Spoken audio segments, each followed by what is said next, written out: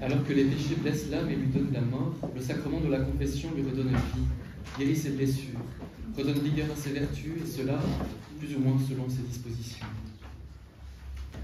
C'est ainsi que travaille ce sacrement. Alors que je me trouvais dans mon état habituel, je me suis senti quitter mon corps et j'ai trouvé mon adorable Jésus. Mais oh, comme je me suis vu rempli de péché en sa présence.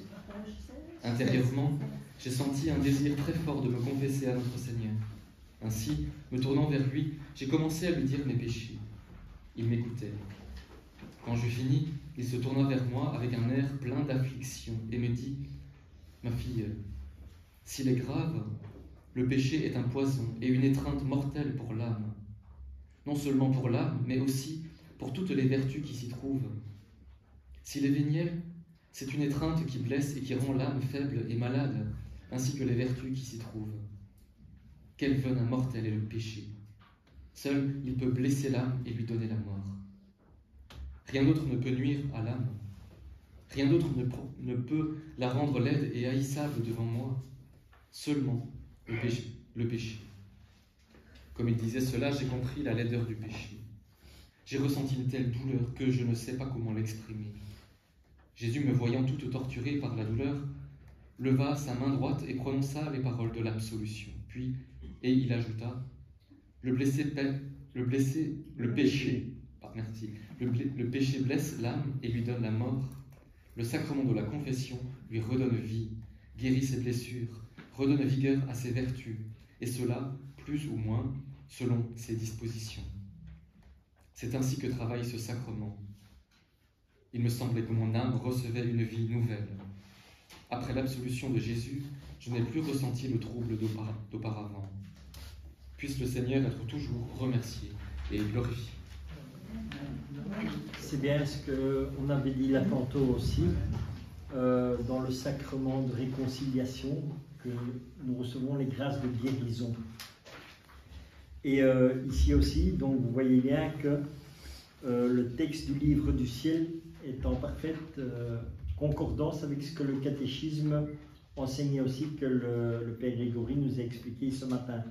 Donc on voit vraiment que l'un va avec l'autre, quoi. Et l'un ne va pas sans l'autre. Sur tout cela, quoi.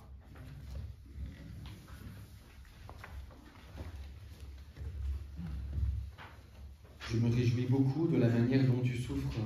Jésus me fit comprendre qu'il voulait que je confesse mes péchés.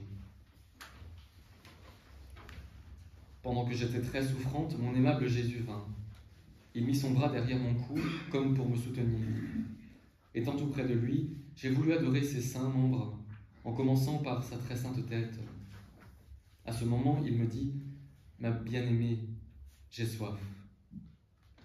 Laisse-moi étancher ma soif dans ton amour, car je ne peux plus me retenir. » Alors, prenant l'aspect d'un enfant, il se plaça dans mes bras, commença à se nourrir, et sembla même prendre un très grand plaisir à cela. Il en fut complètement rafraîchi et désaltéré. Ensuite, voulant presque jouer avec moi, il traversa mon cœur de part en part avec une lance qu'il tenait dans sa main. J'en ai ressenti une douleur très grande, mais j'étais très contente de souffrir, spécialement parce que c'était par les mains de mon seul et unique bien. Je l'ai invité à me faire souffrir par de plus grandes déchirures encore, car de là provenaient le plaisir et la douceur que je goûtais. Pour me rendre plus heureuse, Jésus déchira mon cœur, le prit dans ses mains. Avec la même lance, il le coupa au milieu et il y trouva une croix très blanche et resplendissante. La prenant dans ses mains, il se réjouit grandement et me dit « L'amour et la pureté avec lesquels tu as souffert ont produit cette croix. Je me réjouis beaucoup de la manière dont tu souffres. Non seulement moi, mais aussi le Père et le Saint-Esprit. En un instant, j'ai vu les trois personnes divines qui, m'entourant, se réjouissaient en regardant cette croix. Mais je me suis plainte en disant « Grand Dieu, ma souffrance est trop petite. Je ne suis pas contente avec seulement la croix. Je veux aussi les épines et les clous. Si je ne les mérite pas parce que je suis indigne et pécheresse, vous vous pouvez certainement me donner les dispositions pour que je les mérite. M'envoyant un rayon de lumière intellectuelle, Jésus me fit comprendre qu'il voulait que je confesse mes péchés. Je me suis senti presque anéanti devant les trois personnes divines, mais l'humanité de notre Seigneur infusa en moi la confiance. Me tournant vers lui, j'ai dit le Confiteor, puis j'ai commencé à confesser mes péchés. Comme je me trouvais toute plongée dans mes misères, une voix vint du milieu d'eux et me dit « Nous te pardonnons, ne pêche plus. » J'ai cru que j'allais recevoir l'absolution de notre Seigneur, mais, le moment venu, il disparut. Un peu plus tard, il revint sous la forme du crucifié et partagea avec moi les douleurs de la croix.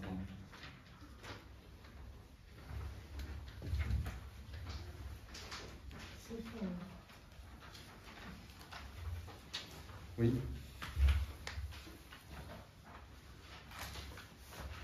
Il n'y a pas un texte pour débutants. Hein. Et pourtant, c'est dans... Ah oui, je n'en doute pas. C'est dans le tome 3. Hein. Donc, je ne donnerai pas ça à enfin, n'importe qui, je n'ai pas d'autre terme, mais franchement... enfin, il faut dire que nous sommes déformés, probablement par notre péché. Demander à souffrir, et pas encore un peu plus. Mais ça, c'est... Il faudrait être très unis au Seigneur, je pense. Certainement.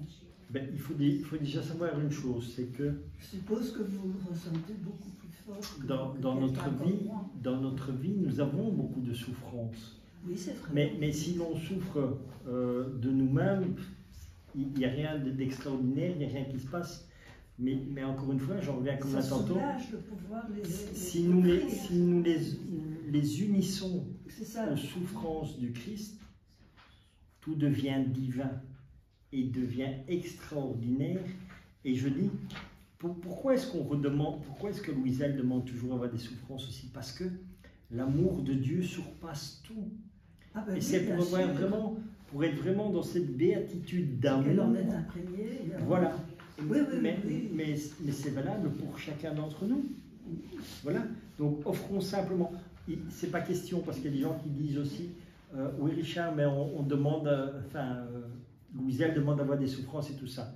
Jésus ne demande pas ça à tout le monde. Il ne nous demande pas que nous souffrions, mais nous avons des souffrances qui sont là, suite pour telle ou telle chose. Ça, on ne le sait pas, Dieu seul le sait. Mais déjà, quand on accepte nos propres souffrances et que nous puissions les offrir à Dieu, c'est déjà extraordinaire. Voilà, et au moins, c'est pas perdu, quoi. Mais c'est quand même, c'est un niveau mais vers lequel on doit tendre. Il ne faut pas oublier une chose, la divine volonté, on ne fait rien de nous-mêmes. C'est Dieu qui fait tout. Et c'est Dieu qui agit, c'est Dieu qui fait que nous puissions vivre ces souffrances. Parce que c'est sûr que si Dieu se retire, on est par terre. Et c'est ça que l'on ne se rend pas compte, c'est qu'en réalité, c'est Jésus en nous qui a ces souffrances. Et nous ne faisons que les partager. Après, vous dites, ça demande un certain niveau. D'amour. Le niveau, oui. Le niveau, il est vraiment au niveau de l'union avec Dieu. Et en vis-à-vis, en regard de cela, tout le reste est secondaire. Et je crois ce que l'on voit ici avec Louisa, c'est tout simplement que, d'une manière, j'avoue, pour moi, très franchement, cela est bien mystérieux, mais il semble que, d'une manière claire, en fait, pour Louisa, les souffrances qu'elle va ressentir et vivre vont être pour elle l'occasion d'un plus grand rapprochement avec Jésus et d'une plus grande proximité. Et donc, c'est à cause de ça que finalement, ces souffrances sont pour elle heureuses. Parce que la rendant plus unie, plus proche de celui qu'elle qu'elle aime celui qui est sa vie. Oui, oui, oui. C'est là, je crois, le sens. Oui. Saint François aussi, il demande et supplie Jésus pour avoir les stigmates et vivre la crucifixion. Pour faire... Saint François d'Assise aussi, il supplie de recevoir, de vivre la crucifixion telle que Jésus l'a vécue. Il remercie, il le considère comme une grâce et un cadeau d'en être assez digne. Bah, les Voilà. martyrs Donc aussi, il hein. demande vraiment cette souffrance.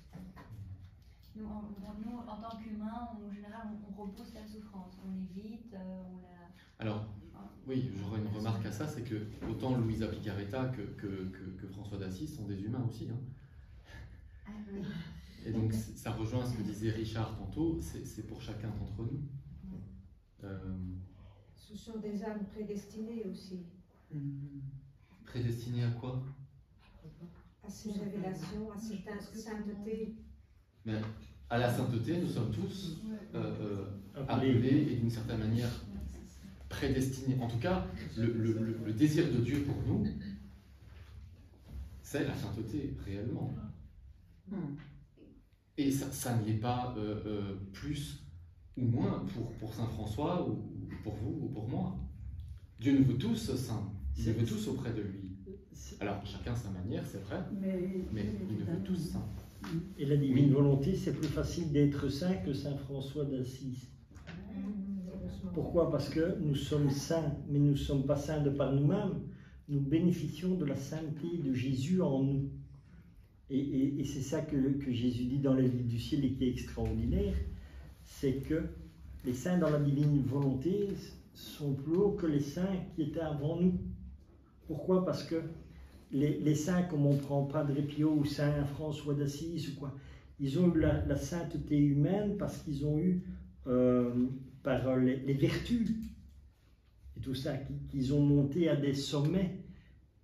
Mais nous, on n'a pas ça.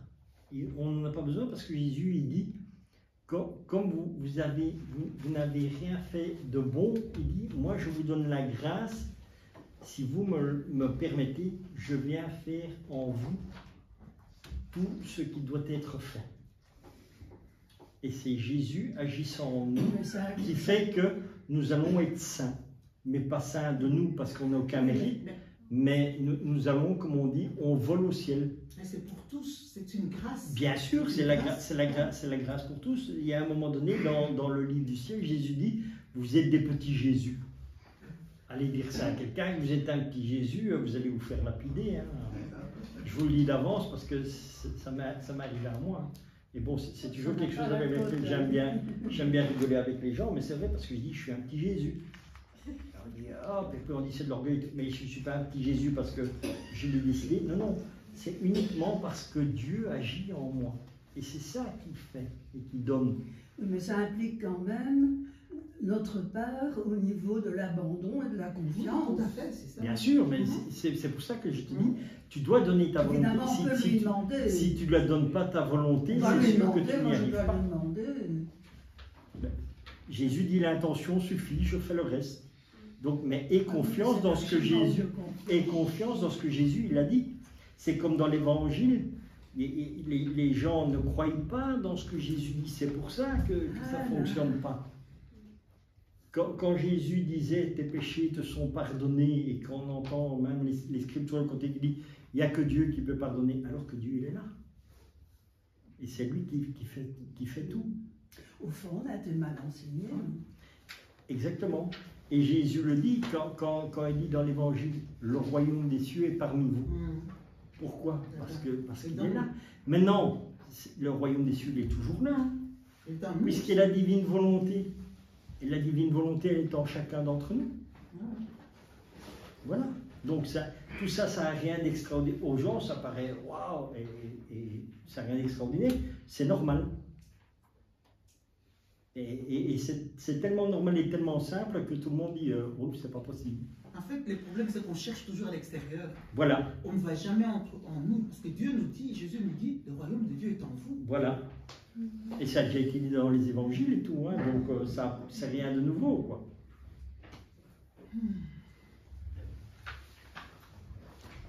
La divine La divine volonté se tient au centre de l'âme.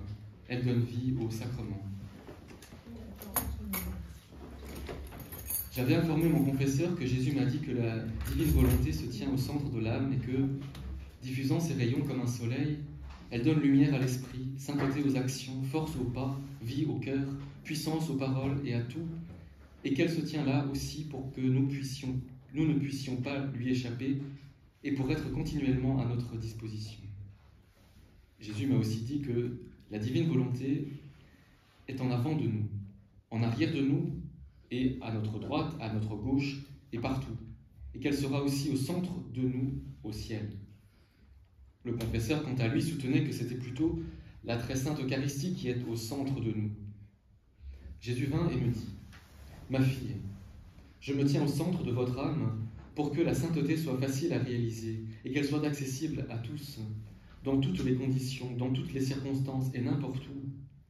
C'est vrai que la sainte Eucharistie est aussi au centre, mais qui l'a instituée? Qui a contraint mon humanité à s'enfermer dans une petite hostie?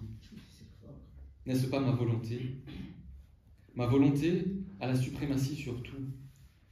Si tout se trouvait dans l'Eucharistie, les prêtres qui me font venir dans leurs mains à partir du ciel et qui, plus que quiconque, sont en contact avec ma chair sacramentelle, ne devraient-ils pas être les plus saints et les meilleurs?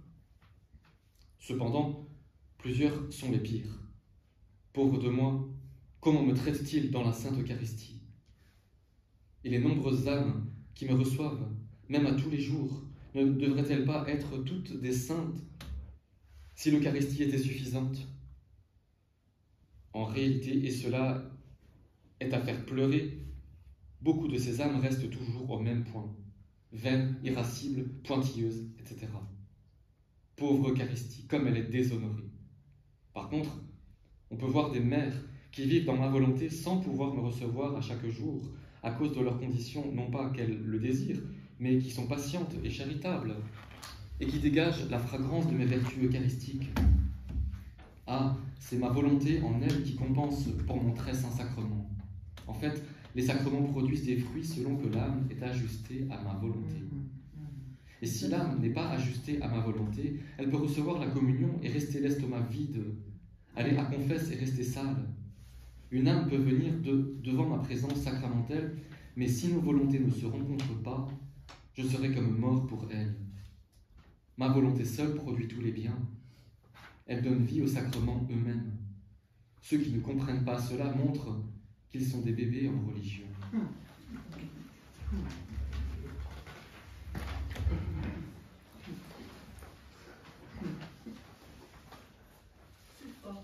Alors chacun y prend pour son grade, mais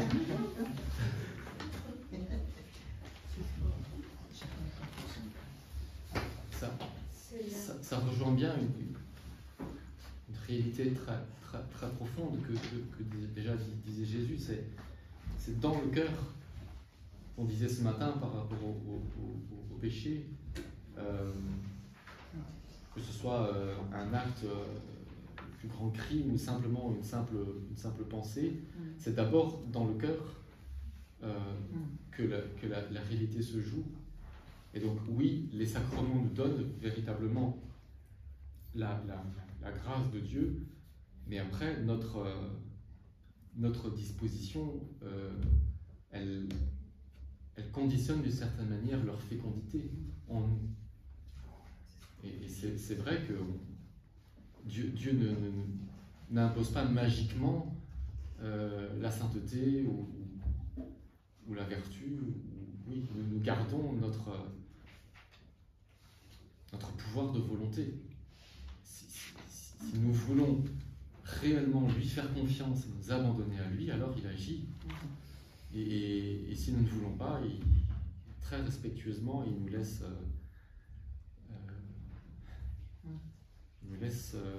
à la liberté. Alors, il est aussi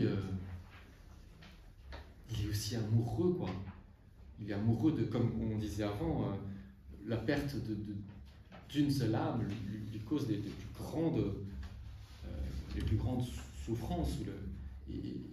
Il aime réellement chacun et il veut chacun à lui, et en même temps il ne force pas. Donc il est là, il frappe, il vient, il poursuit même. Comme un père. Comme un père qui aime ses enfants, qui est prêt même à se sacrifier pour eux. Ça me fait penser au père du fils prodigue qui attend toujours qu'on revienne vers lui. C'est Jésus qui nous donne cette parabole pour nous montrer, nous parler de cette réalité. Oui. Et en réalité, quel est le fond de cette parabole? Eh bien justement, c'est que nous avons perdu la divine volonté. C'est ça le fin fond de la parabole. Parce que le Seigneur, quand il nous a créés parfaitement, il nous a donné des talents et tout ça. Et qu'est-ce que nous avons fait? Nous avons tout gaspillé. Et on a tout dilapidé. Et en réalité, voilà, qu'est-ce qu'on fait? Dieu nous a créés dans la divine volonté, nous avons la divine volonté en nous, mais nous avons tout rejeté. Et voilà. Et c'est ça, le retour du Fils prodigue, c'est avoir cette connaissance maintenant de la divine volonté, et on revient à la maison du Père. Mais on revient transformé, on revient transfiguré. Parce qu'en fait, tout se tient dans les évangiles. Les paraboles, s'unissent. Mais ça, c'est quelque chose que nous aurons la grâce de compréhension, justement au fur et à mesure que nous allons lire les livres du ciel. Et encore une fois, c'est ce que je dis. D'où l'importance de toujours lire les livres du ciel, parce que Jésus dit, chaque mot est une lumière, et vous ne pouvez pas comprendre, parce que tout est divin et vous êtes humain. Mais ne vous inquiétez pas, vous avez cette lumière en vous, et à un moment donné, l'Esprit Saint vous éclairera, et vous aurez cette compréhension. D'où vraiment cette importance. Maintenant on rigole avec ça, mais voilà, un jour, j'ai demandé au Seigneur, parce que je disais, quand je donnais mon témoignage de ce que moi j'avais vécu personnellement, alors maintenant, quand je me présentais, je dis, voilà, j'avais été donné des témoignages à gauche, à droite, je dis, je suis chrétien, catholique, pratiquant. Et alors, Jésus me dit, eh bien, quand tu vois les gens, pose-leur la question, c'est quoi être catholique pratiquant?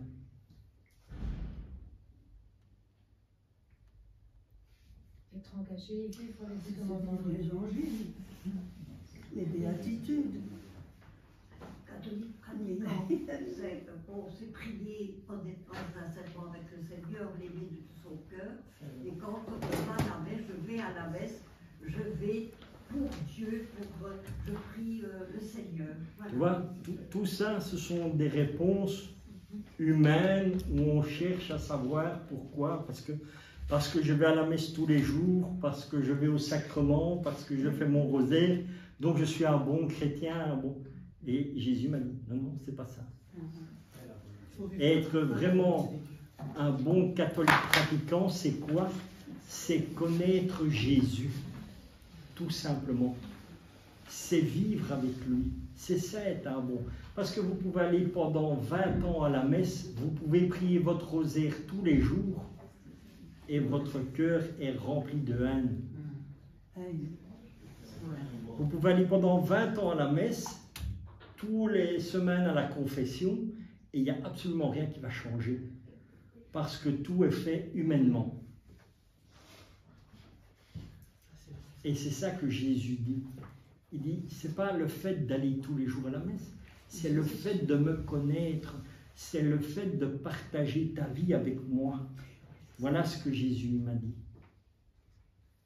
Et si c'est valable pour moi, c'est valable pour tout le monde. Donc, la chose principale, c'est de connaître Jésus. Parce que quand nous connaissons Jésus, Jésus, il habite où? Il habite dans nos cœurs. Et quand Jésus, il habite dans le cœur, Satan, il sort du cœur. Tout simplement. Donc, lisons les livres du ciel, parce que c'est vraiment ça qui nous permet de vivre une véritable relation avec Jésus, un cœur à cœur. C'est Jésus lui-même qui va nous éclairer et qui va nous éclairer sur la compréhension de l'Évangile. Et il ne faut jamais, avec le Seigneur, c'est jamais compliqué, c'est toujours simple. Parce que souvent, je demandais à Jésus pourquoi c'est. Il dit, parce que vous compliquez les choses, je suis simple. Enfin, Moi, je dirais quand même pas. Moi, je crois quand même que la place de l'Esprit Saint est quand même assez importante aussi dans notre vie de prière pour que nous arrivions à avoir cette relation avec Jésus. Sinon, nous n'aurons jamais. Hein. Mais c'est l'Esprit Saint qui t'éclaire, parce que qu'est-ce que Jésus il a dit quand il partait? Oui, je vais vous envoyer. Je vous enverrai un défenseur. Mais le défenseur, il parle de qui? L'Esprit Saint, il parle de qui? Il parle de Jésus. On est bien d'accord. Voilà. Donc, c'est toujours ça. Donc, c'est vraiment vers cette connaissance de Jésus. Si nous n'avons pas la connaissance de Jésus, on peut aller pendant 20 ans à la messe et jamais savoir qui est Jésus. Après, j'ose espérer qu'il y a un lien, c'est-à-dire que le fait d'aller à la messe nous apprend aussi à vivre avec Jésus, à le connaître, comme de pratiquer les sacrements. C'est aussi...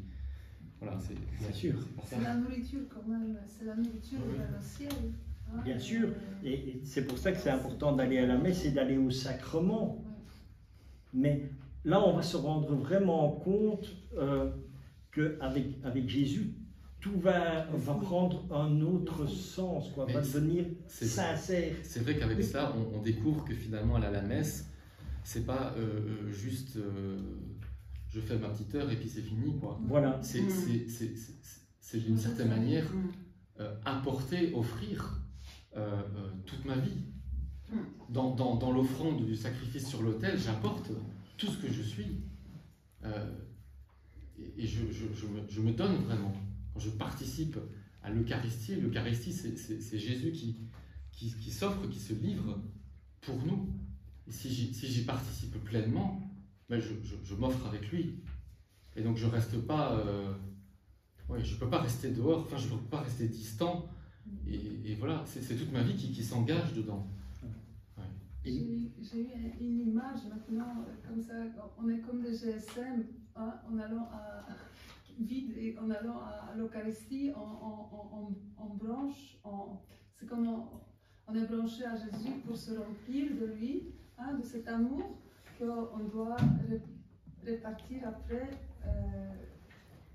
dans le monde entier, diffusé dans le monde. Il faut se rendre compte comme l'Eucharistie est extraordinaire et pourtant d'une simplicité incroyable. Parce que Jésus dit dans les livres du ciel, dans le sacrement de l'Eucharistie, c'est un accident. Ça veut dire quoi? Que Jésus, il est prisonnier dans une petite hostie qui est du pain, mais qui ne sait pas lui rendre l'amour. Et imagine-toi que toi, tu as la grâce de connaître la divine volonté, de lire les livres et d'apprendre dans la divine volonté. Au moment où toi, tu vas recevoir l'Eucharistie, tu ne vas plus la recevoir comme tu la reçois maintenant. Tu vas pouvoir rendre l'amour à Jésus, l'amour que lui-même te donne. Parce que Jésus dit, l'hostie ne sait pas me rendre l'amour que je lui donne, alors que moi, j'attends toujours un échange d'amour.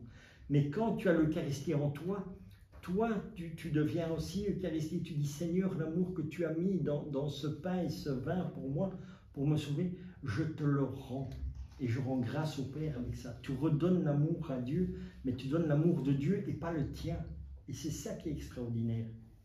Tu vois, tu rends l'amour pour l'amour. Et c'est un amour parfait. Parce que c'est l'amour de Dieu. Dans le cœur pur. Exactement. Impossible autrement. Mais ça, tu l'as à partir du moment où tu vis dans la divine volonté. Si tu crois réellement dans la parole, quand Jésus dit « l'intention suffit, j'y suis », est-ce que tu y crois que Jésus est là, maintenant? C'est ça. C'est juste ça. Voilà, Jésus te dit « l'intention suffit, je fais le reste ». D'accord, Seigneur, j'ai confiance dans ta parole. Boum, Jésus est vivant en moi. Et je le sais.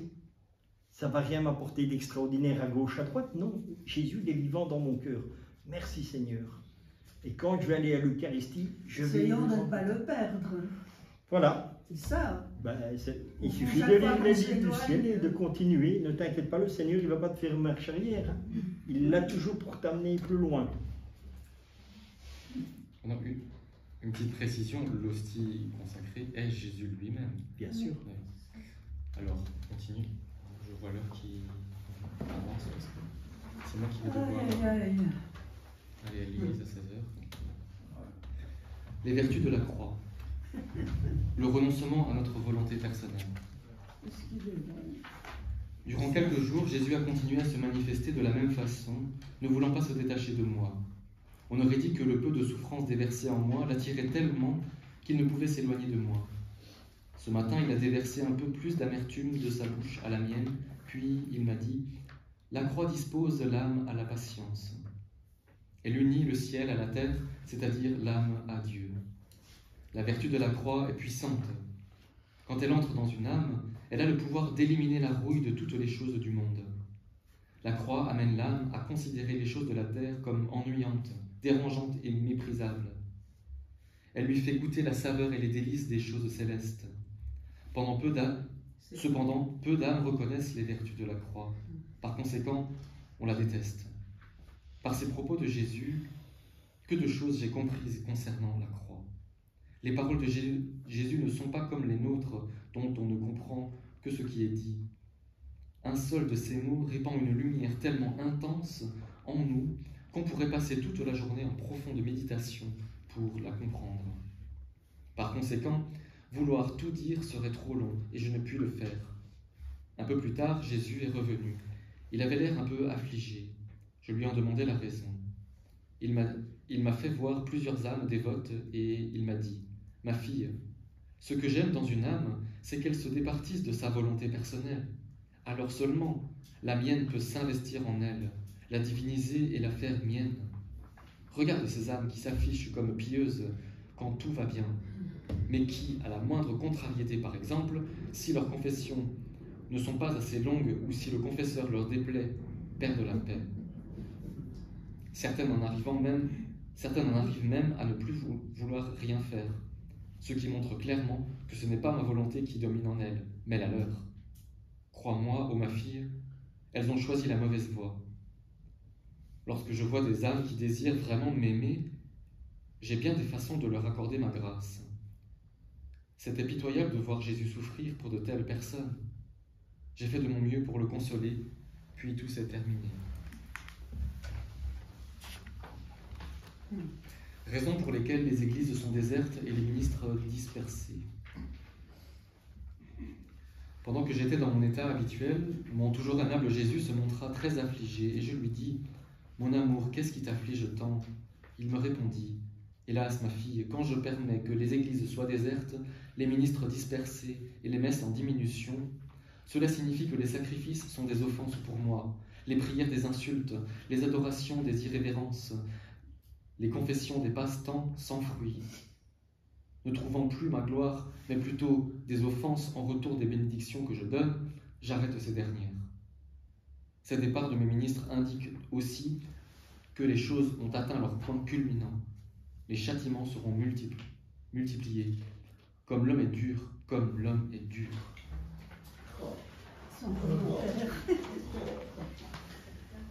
C'était le 12 février 1918.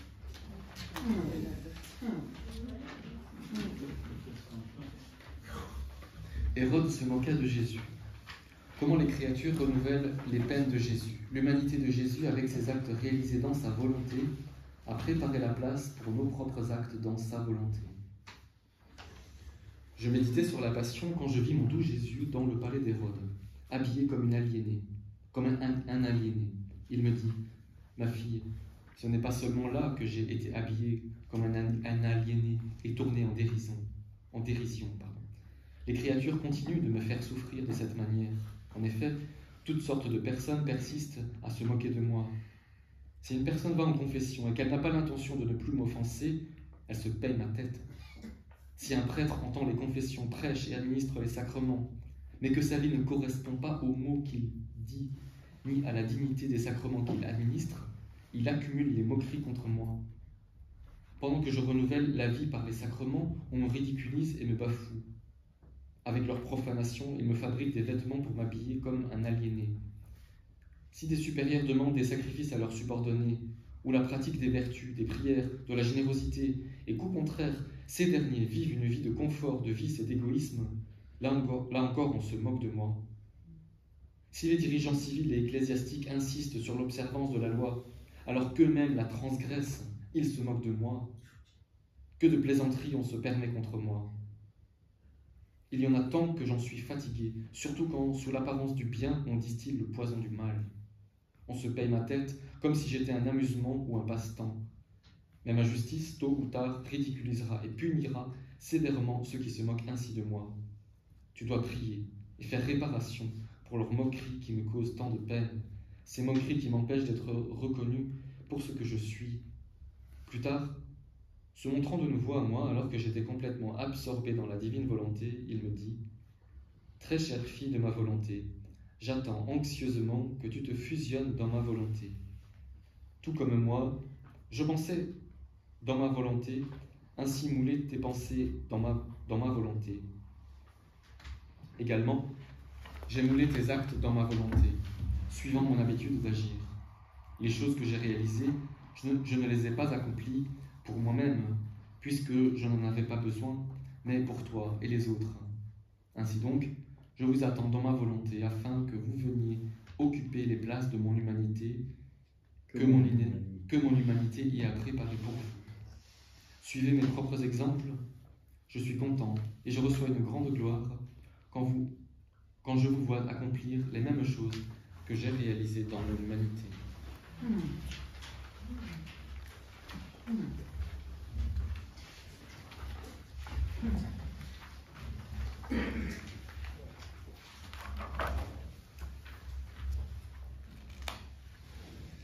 Eh bien,